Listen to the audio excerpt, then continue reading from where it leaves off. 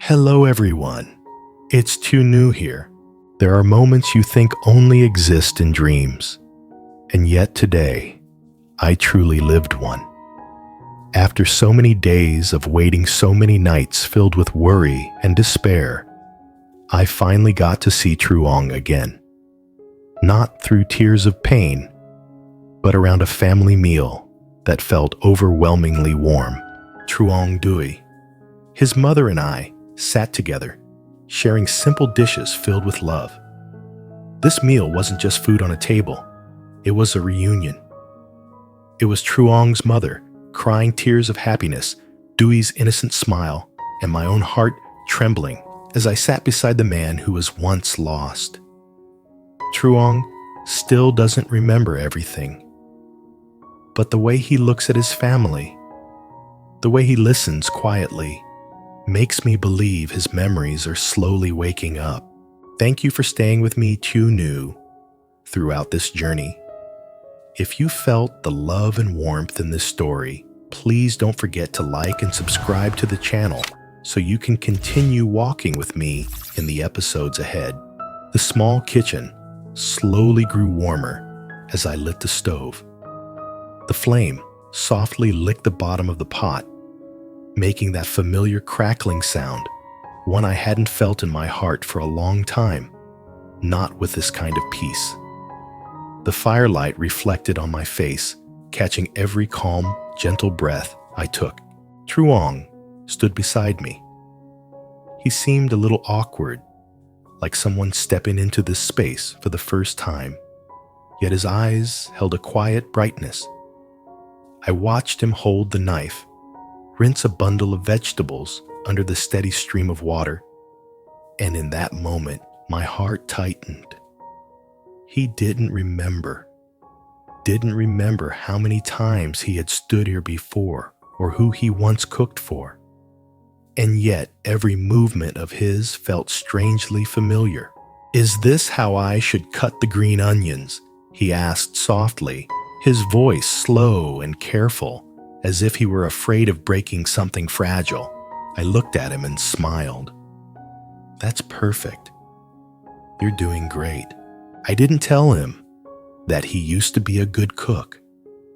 I didn't mention the meals from the past. I just wanted to keep this moment untouched, to let him be himself right here, right now. Truong lowered his head and continued. The corner of his lips curved slightly, and warmth slowly spread through my chest. He didn't remember, but he could feel it. The steady rhythm of the knife on the cutting board, the light simmer of the soup, the rich aroma of the braised fish, everything blended together into a feeling that was simply home. Outside in the yard, Truong's mother sat on an old wooden chair, playing with Dui. He ran around, happily clutching a toy car, his laughter filling the small space. "Grandma, look am I fast?" she laughed, clapping along with each of his steps. Then she looked toward the kitchen, where Truong and I stood side by side. Her gaze softened for a brief moment before turning gentle again. Maybe she felt the same as I did. We didn't need him to remember everything right away. As long as he was at peace, that was enough. I tasted the soup and nodded lightly. "It's almost ready." Truong looked at me, hesitated, then said, "I don't know why, but I feel really safe here." My heart trembled. I smiled and replied softly, "Because this is our home." Dui ran inside, slightly out of breath. "Mom." "Uncle Truong, I'm hungry." Truong laughed a natural laugh, one that surprised even himself. And in that moment, I knew. Even if memories lose their way, family always finds its way back. I set the meal down in the middle of the wooden house, Nothing fancy, just a pot of soup, still steaming a plate of braised fish, glazed in a deep brown color, and a bowl of bright green vegetables neatly placed together. But as the aroma gently filled the room, my heart suddenly grew quiet, a sense of peace I hadn't dared to believe in for a very long time. Truong hesitated for a moment, then sat down in the chair across from me. His mother sat to his right, and Dewey sat close beside me, his legs swinging with excitement. Looking at that scene, my heart trembled. A complete family meal. Something so simple, yet something we had gone through so much separation to finally have. "Let's eat," Truong's mother said softly. Her voice was slow and warm, as if speaking any louder might cause this moment to disappear. I picked up a piece of fish and gently placed it into Truong's bowl. I didn't ask if he liked it, didn't watch his reaction. It was just a natural gesture, as if it had always been meant to be that way. Truong looked at the fish, then at me. There was a hint of uncertainty in his eyes, but deep inside was a familiar feeling he couldn't quite name. "Thank you," he said quietly. I smiled. Just a smile, yet it carried all the days of waiting, the silent patience, and the hope I had kept to myself. Dewey ate happily, occasionally looking up at Truong. "Uncle Truong, eat more, Mom cooked really well today." Everyone at the table laughed. Truong laughed too. His smile was gentle and sincere, tightening my heart with happiness. "Yeah, it's really good." He nodded, then suddenly paused. I saw his gaze soften, as if he had touched something very deep inside. Maybe it wasn't the food, but the feeling of sitting among these people, a feeling this home had been holding on to for him for a long time. Truong's mother quietly watched her son, and then added more vegetables to his bowl. "Eat slowly, my son. There's no rush." He nodded. I noticed his throat tighten slightly, and my own heart softened with it. The meal passed with small, everyday conversations. Dewey talked about school. I listened, and Truong's mother occasionally chimed in with gentle reminders. Truong didn't say much. He just sat there listening, and I could feel it clearly. He was slowly finding his place here. "I don't remember anything," he said slowly, setting his chopsticks down. "But sitting like this, I feel at peace." I placed my hand on the table very close to his, not touching, but close enough for him to know I was there. "That's okay," I said softly. "Remembering or not isn't as important as being here together." Truong's mother nodded, her voice trembling but steady. "You'll remember someday. This home can wait." Dewey grinned, lifting his spoon. "I'll wait for Uncle Truong to remember too." Looking at the three of them in front of me, I understood. Some memories need time to return, but family has never truly gone away. That afternoon, as the four of us sat around a simple family meal, I realized something: there are things that don't need memory to be proven. Sometimes, just a look, a brief touch, or even a quiet breath is enough to make your heart tremble. Truong looked around, and his gaze stopped on my hand. I said something I didn't expect myself to say so calmly. "It's okay. Whether you remember or not doesn't matter, as much as the fact that we're here together." I wasn't asking him to be the Truong from the past. I just needed him here right now, with the emptiness and confusion he was carrying. because I understood that memories can lose their way, but the heart often finds its way home. Truong shifted his hand slightly. The back of his hand brushed against mine. Just a fleeting touch, yet it felt like an electric shock.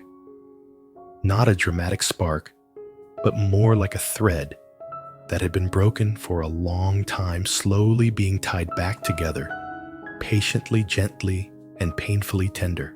His mother watched us and let out a soft sigh, one that carried both relief and a lifetime of exhaustion. Truong, she said, her tone a little more serious. You've been home almost a week now. Besides walking around the garden, is there anything else you want to do? Or is there anyone you'd like me to take you to see? I saw him pause. He stared into empty space, as if trying to hold on to an image. But there was nothing there. I don't know, Mom, he said honestly, his voice heavy. There's nothing in my head. I just feel like being here is best. Hearing that, my heart felt both heavy and warm. Heavy because he was still lost in his memories. Warm because even without remembering, he chose to stay. I spoke gently, afraid that even a single word might tire him. Just take it easy. Whatever you want to do, I'll go with you. Or, if you just want to sit and read or help Dewey water the plants in the garden, that's fine too. Let everything happen naturally. Dewey immediately got excited. That's right. Uncle Truong, our guava tree is about to bear fruit. Help me chase the birds away. Truong looked at him, then smiled. That smile was real. I counted it. It was only the second time he'd smiled since coming home. All right, I'll help you watch for birds, he said, deliberately, dragging out his words. But I need to ask you for one thing. Dewey's eyes widened. What is it? Can you do me a favor and finish your bowl of rice? Dewey pouted. I nodded in encouragement. His grandmother watched, smiling helplessly, but fondly. In the end, Dewey gave in and nodded. Everyone burst out laughing. This laughter sounded louder, lighter, like the wooden house was finally warmed again after a long silence. His mother sighed in relief. He only eats well when someone reminds him. He's really attached to you, Truong. Truong leaned over and whispered to Dewey. So what do I have to do to make you stop staring at me? I'm not staring, Dewey said loudly, turning his face away only to sneak a glance a few seconds later and giggle. Watching them, my nose stung. In that moment, it felt like all the distance memory time loss had quietly stepped aside. Then Truong suddenly froze. His eyes stopped at the clay pot of braised fish. The smell of ginger pepper, that rich brown glaze, it seemed to wake something in him that he couldn't name. Mom, how did you cook this fish? He asked, his voice trembling. She was surprised. I caramelized sugar for the color and added good fish sauce. Why? He shook his head. It feels really familiar. I think I used to love this dish. I set my chopsticks down. My heart started racing.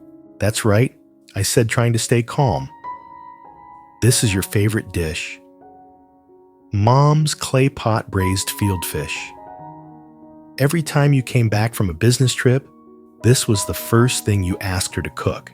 I spoke carefully, as if returning a piece of a life he had misplaced. But I knew right now to him, These were just facts, not memories. I'm sorry. I still can't remember anything he said quietly. His mother quickly reassured him. That's okay, as long as you enjoy it. Don't force yourself to remember. She put another piece of fish in his bowl, speaking gently. You used to say that, without the smell of my braised fish, you couldn't eat properly. Truong chewed slowly. I saw his eyes turn red. He didn't cry, but there was something strange in his gaze, like his body recognized the food, even if his mind couldn't name it. Even if I don't remember, he said softly. It still tastes good, Mom. Thank you. I lowered my head, hiding the lump in my throat. I knew it was the first small piece falling into place. Not a clear memory, but recognition from the heart. After the meal, Dewey was rocked to sleep in a hammock by his grandmother. Truong and I went out to wash the dishes under the fading afternoon light. Water trickled, dishes clinked. We stood close, very close, but there was still an invisible distance, like a thin curtain called forgetting. I took a deep breath. Truong, do you want me to tell you about us? He stopped and turned to look at me. The golden light softened his face, but his eyes looked like someone standing in thick fog. I really want to hear, he said. I want to know who I am. And more than that, I want to know why being with you and Dewey feels so familiar. I smiled, but it was a bitter one. Our story wasn't romantic like in the movies. We grew up together in the same village, I told him. You're 2 years older than me. You were my big brother, my friend, my family before you were anything else. Love grew naturally like grass by the roadside, quiet, unhurried, but deep-rooted. I told him how warm he used to be. He never said pretty words, but he always made his mother feel secure and me feel safe. He gave up his dream of studying in the city to come home and take care of his mother after his father passed away. He carried everything silently, so Dewey would never lack anything. He listened without interrupting. I knew he didn't remember, but I also knew he believed me. Then he asked the question I had expected. So, were we married? I shook my head. My throat tightened. Not yet, I said. When I was pregnant with Dewey, you promised you'd give me a proper wedding so I wouldn't have to face gossip alone. But then you went on a long business trip, and the accident happened.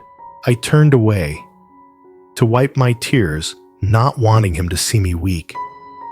But the tears fell anyway, out of habit from all the days I had to be strong on my own. Truong stepped closer and placed a hand on my shoulder. His hand was warm, like it had never left. I'm sorry, he said hoarsely, for making you go through all of that alone. I took his hand and shook my head. It's not your fault. Mom and I never blamed you. As long as you're back, that's enough. Everything else, we'll rebuild slowly. I told him more about Dewey, how stubborn he was just like him, how he hugged me every night, how he had always believed his father would come back because I kept telling him stories about his hero. I pointed to an old wooden chair in the corner of the yard. Do you remember that chair? You made it for me when you were still in school. Now Dewey sits there waiting for me to tell stories and waiting for his dad. Truong stepped over and touched the worn wood. Then he froze, as if a brief image flashed through his mind just a moment. A little girl with braided hair studying. A young man carefully carving wood beside her. He turned back to me and called my name clearly, naturally, fully. lytieunu. My heart dropped and then lifted again. I want to stay here, he said. I want to try living this life. Try to remember. And even if I can't remember, I won't leave again. The sky seemed brighter. I held his hand tightly, afraid that if I let go, everything would disappear. This is always your home, I said. Mom and I will help you, starting from the smallest things. Dai's soft voice, Mom, came from inside the house, pulling us back to the present. I smiled, truly relieved. Come on, Dad, truong. I teased gently to hide my tears. Let's go check on Dewey. Truong nodded and squeezed my hand. Together, we walked back into the wooden house, where an oil lamp was already lit, warm, peaceful, as if it had been waiting for him all along. His mother sat by the hammock softly singing Dewey to sleep. When she saw us, she smiled. He's sleeping soundly. Come sit here with me. Truong sat down. She looked at him for a long time, then stroked his hair like when he was a child. I know you don't remember, she said warmly, but I know your heart is finding its way home. My son, you're really back. Truong leaned his head against her shoulder like a child. He said he felt guilty that he wasn't the person everyone expected him to be. She shook her head firmly. You are exactly who I want. Memories can be lost, but love and this bond are already part of your blood. I sat across from them and held his other hand. Tomorrow we'll start a new day, I said. You go to the market early with Mom. I'll teach online.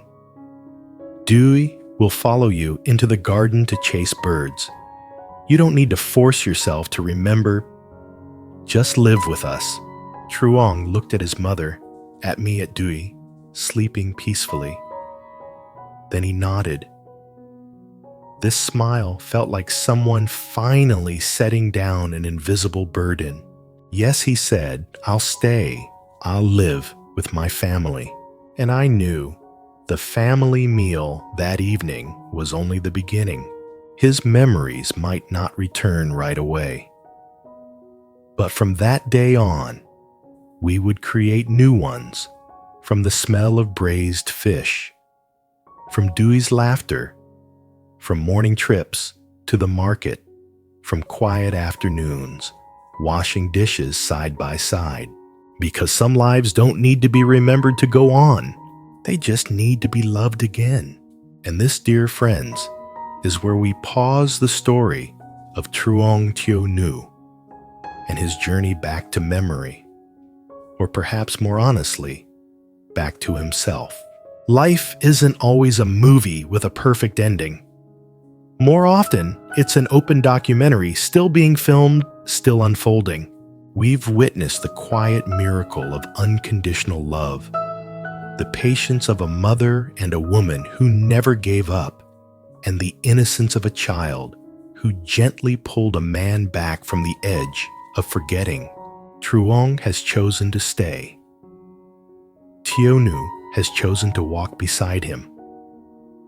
They will get married, raise Dewey, together, cook clay pot, braised fish side by side, and chase birds away from the guava tree as a family. But the questions remain, will Truong's memories return? And if they do, will he be forced to face a truth he once left behind? Will their new married life be smooth? Or will daily struggles, financial pressure, and new challenges test the fragile trust they've just rebuilt? How will Dewey grow up with a father who has lost his memories but not his heart? These are the questions we'll have to keep watching to find out. If this story of forgotten love, patience, and the quiet miracle of family has touched your heart, if you want to follow along as we discover the simple yet deeply meaningful wedding of Truong and lytieunu. The moment truong accidentally finds an old object and memories come rushing back, or don't. The small secrets buried in his past. Then please take a moment to support us. Don't hesitate to hit the subscribe button right below this video. Like the video to let us know this story moved you. Leave a comment with a heart and tell us what you hope happens next for this family. Turn on notifications so you don't miss part 2. The Journey of Memory Reborn, where the most emotional and unexpected moments will be revealed. Thank you for staying with us. May the love and faith of Truong and lytieunu's family continue to be a light of hope in all of our lives. See you in the next chapter. Đôi chân mà nhiều trở thành gánh nặng cho cơ thể. Cô không thể tiếp tục đi nữa, đành phải dừng lại nghỉ ngơi, ngồi xuống. Cô tự hỏi mình đã đi bao lâu, liệu Hải có tìm thấy cô không? Liệu anh có còn trong rừng tìm cô? Cô cảm thấy lạc lõng, không biết mình đang ở đâu, hay phải đi đâu tiếp theo. Mọi âm thanh trong rừng đều khiến cô giật mình. Mỗi bước chân đều nặng trĩu, cơn đói càng khiến cô thêm khó chịu. Nhìn quanh, cô nhận thấy một cây cọ gần đó, quyết tâm không từ bỏ. Cô vội vã tiến về phía trước. Cô bắt đầu cắt tỉa cành lá, cố gắng tìm cỏ loại để có thể ăn được. Cô cắt những nhát dao ánh sáng mờ ảo, mỗi nhát dao đều tạo ra âm thanh sắc nhọn nhắc nhở cô về sức chịu đựng của chính mình. Sau hồi lâu, cuối cùng cô cũng tìm được một phần lõi cây. Cô cắt một miếng nhỏ và nếm thử. Tuy không ngon, nhưng ít nhất nó cũng giúp cô no bụng một lúc. Cô ăn hết miếng vừa cắt. Dù vẫn chưa đủ no, cô quyết định giữ lại phần còn vào trong giỏ, hy vọng khi cơn đói ập đến, cô sẽ có gì đó để ăn. Hoài ca đứng dậy và tiếp tục bước đi. Cơ thể mệt mỏi, vết thương vẫn còn mới. Cô không thể bỏ cuộc. Cô biết con đường phía trước vẫn còn dài.